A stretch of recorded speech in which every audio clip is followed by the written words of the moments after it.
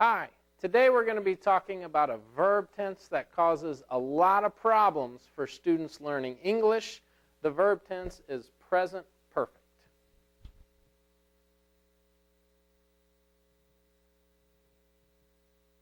So first, with present perfect, let's talk about how we form the verb tense.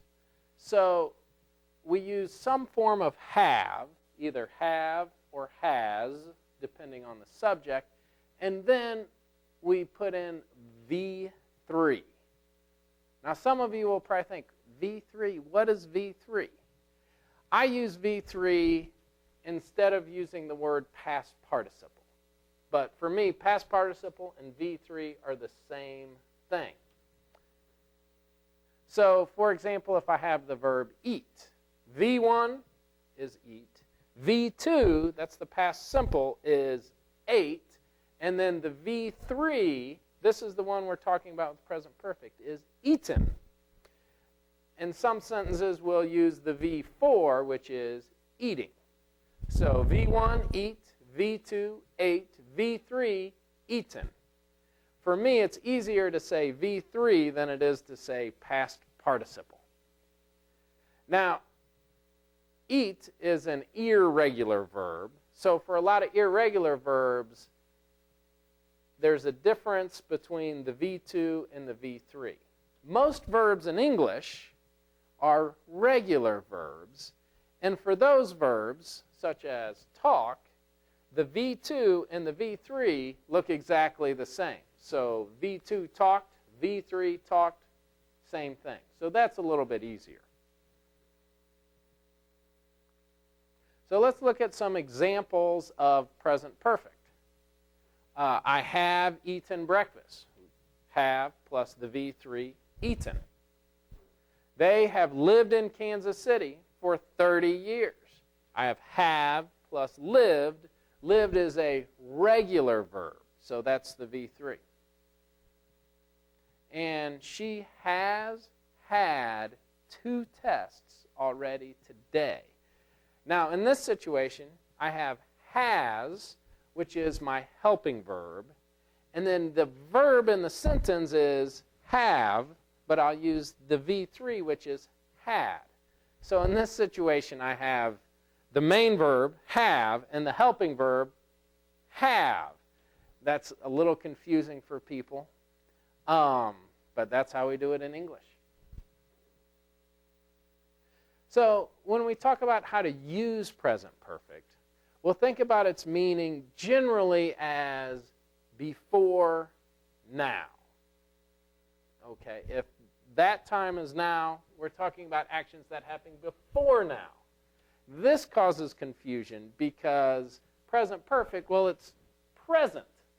But we're using present as our present, like now, and we want to show what action happens before now. So when I talk about present perfect, and we say before now, there's 3 ways that we can talk about before now with present perfect. The first one is sometime before now, where the exact time is either not stated, maybe it's not known, or it's not important. Another way we use present perfect to show before now is when the action starts before now and continues to now. And the third way is sometimes we have repeated actions that could possibly continue to now. Let's look at each one of these uses individually. First of all, the action happens sometime before now. We see this a lot with the question, have you ever? If someone says, have you ever, and then a verb, they're asking, sometime before now, have you done this? For example, have you ever eaten a bug? When I ask this, I'm not trying to say last year or last week. I mean any time before now. I don't really care when it happened, just sometime before now. Have you ever driven a motorcycle? Any time before now. And has she ever smoked a cigarette? Any time before now. So if I wanted to show these sentences on a timeline, I'd have past being way over there, future going this direction. I have the white line right here. That shows now. And I want to show before now, which would be over here. And I put this X right here to show this action. And I'll put a question mark above it. Because, say, have you ever eaten a bug? Yes, I have eaten a bug.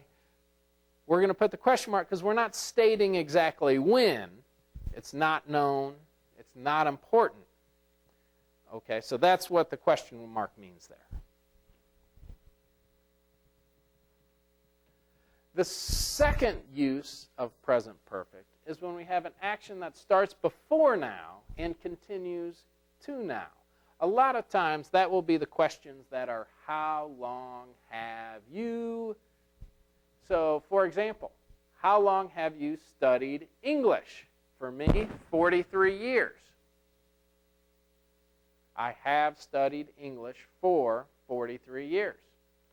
Another, how long have you? How long have you worked at your current job? I have worked at my current job for 2 months, or 3 years, or 20 years.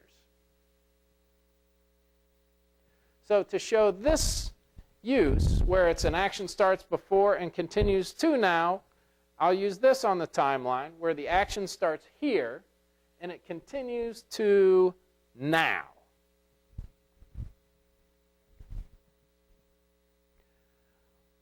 With action starts before and continues to now, a lot of times in the sentences we'll use for or since to show that time in the past where the action begins. For or since have different meanings. With for, we use that with a length of time. For example, for 3 years, for 2 hours, for 20 minutes. So for plus a length of time. And with since, we use that to show a point in time. So since 1971, since 3 o'clock this morning, since last Monday. All of those would be a point in time. So look at this sentence. If we look at the clock first, we see the second clock over here shows 5 o'clock. That's what time it is right now. Right now it is 5 o'clock. And here it shows 9 o'clock. This is what time I started work, or Bill started work this morning. He started at 9 o'clock. Right now, it's at 5 o'clock. So if we look at these sentences at the bottom, what would we put in each blank?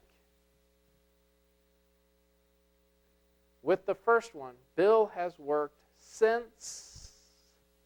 So with since, it's going to be a point in time. So that would be Bill has worked since 9 o'clock.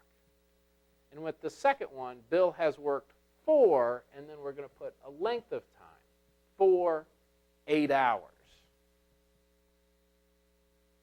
Okay, let's move on to the third way that we use present progressive, or present perfect, and that is for repeated actions that could continue to now. For example, our class has had 3 tests so far this semester.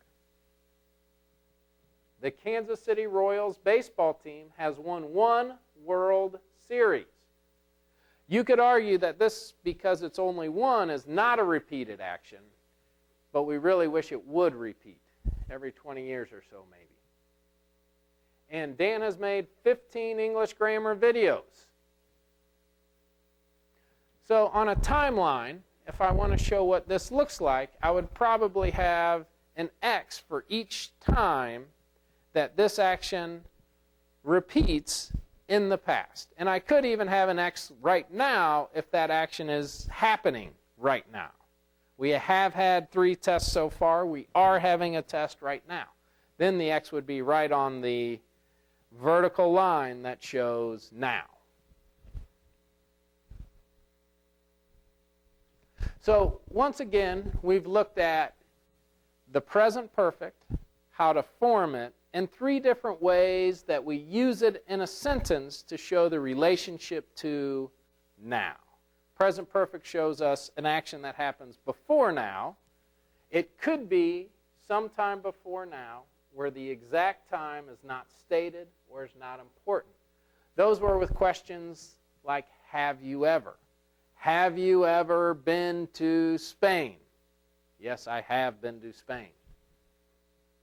Or it could be for action that starts before and continues to now. So I have worked at this job for 3 years, or I have lived in this city for 20 years. And finally, we could use present perfect to show repeated actions that could continue to now. So we have had 3 tests. I have gotten 4 speeding tickets since last year. I hope that helps you to understand a little bit more about present perfect. And thank you very much.